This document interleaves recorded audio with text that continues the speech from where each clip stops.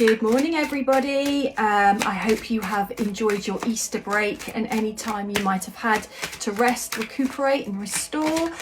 We've got tons coming out. I can't read all of those, sorry Spirit. I have Ask Your Guides, and this was a beautiful deck left for me from the wonderful, talented late Mark Hartshorn. I'm very grateful.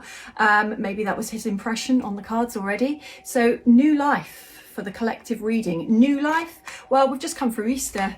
In some ways, it's for lying out. New life can mean many things. It can be an internal job, it can be an external job. Is it that you know you need a new life? Is it that you are called towards a new life, but you're struggling to action a new life? So in that state of overwhelm, one step at a time, one day at a time, bit by bit, sometimes we can get very overwhelmed by the bigger picture and not allow new to come. But we have to allow new horizons in. We can want new, but as soon as new comes, we can hold firmly onto the old. But familiar is not always the best way. So the next card that jumped out there was business. Business. Do you have a venture? And it has a heart on here. So it could be a heart-led venture, something for the greater good of all, something for humanity, something for nature, something that sets your soul on fire. Is there something that you're wanting to live, which would be the soul path, but you're still stuck in the human reality, the human path, which is doing what you have to do because you have to, because it's expected, or you're living in survival? When we move out of survival into living, we're able to make different choices over the same setup, which is more aligned with what we would rather do. And our passions are very linked with our soul purpose. Our passions are very driven towards our highest ideal. So that would link in with purpose. What is your purpose? Are you finding that there's a bigger calling for you right now? Are you feeling pulled in some direction, but the mind is in the way? The mind is saying, don't know how to get there, but the heart is just pulling anyway. So merge the two brains there, the two, and find where you're going with that. So where are we going next? I feel like lots of cards want to come out here and I could just keep shuffling. Victory, divine helpers, which is always about help is always near in the ancestral worlds, but also we are all divine healers ourselves. So a lot of people believe that they can't do healing or they're not a natural healer. We are all natural healers.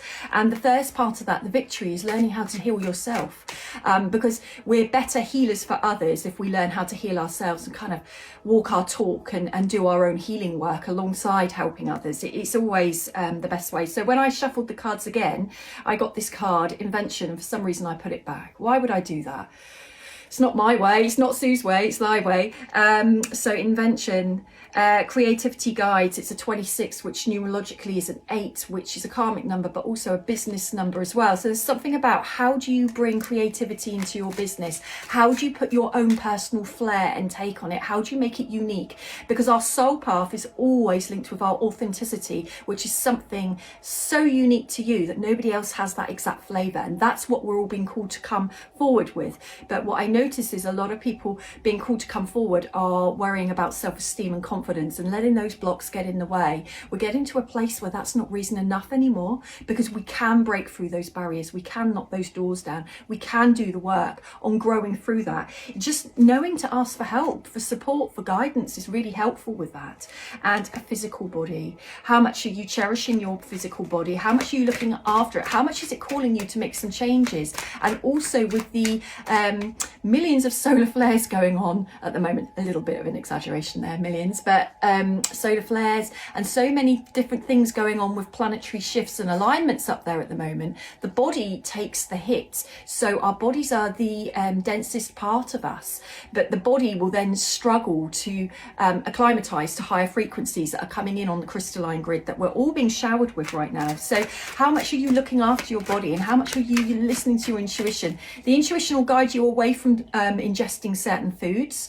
It'll also draw you to ingesting certain foods. Guess what we've got again? Physical body, and we're going to back it up with decisions from the higher self. So with your physical body, are you doing what you want to do with it, or are you listening to your intuition, which will guide you into how to look after it? The body is remarkable. The body knows how to heal itself. It's often us that gets in the way with that. Last one, suffering.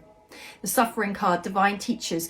Remember that suffering is something that we all go through. We can't get away from it. There is so much growth and richness in suffering, and it is very alluring to get stuck there for a very long time.